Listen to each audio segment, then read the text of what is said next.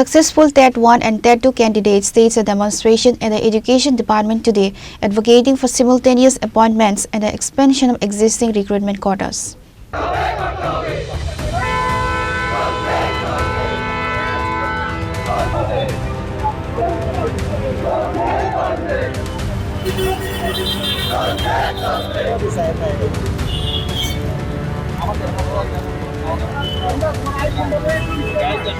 The situation escalated when protesters attempted to reach the finance minister's residence, leading to a police interception and office land. Authorities arrested the participants and moved them to the 80-number police ground, despite repeated efforts to engage the Director of Education in a dialogue regarding their grievances. The protesters were unable to secure a meeting before being taken into custody.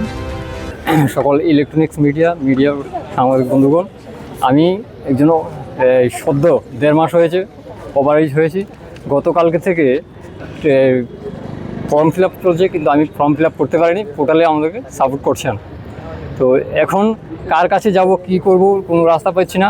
আপনি আপনাদের মাধ্যমে মাননীয় honourable CM sir এবং তথা শিক্ষামন্ত্রী এবং সরকারের কাছে আমার মনে আবেগটা তুলে ধরছি বা আবেদন করছি যে যেইভাবে হোক আমাদেরকে যাতে রিক্রুটমেন্ট করে। তাছাড়া গত যে 21-22 টেট পরীক্ষা দিয়েছে এবং তাদের মধ্যে যারা ওভারএজ হয়েছে তাদেরকেও রিক্রুটমেন্ট করেছে, ক্যাবিনেটের সিদ্ধান্ত অনুসারে নিয়েছে, এমন কেউ বাদ নেই যারা টেট কোয়ালিফাই করেছে।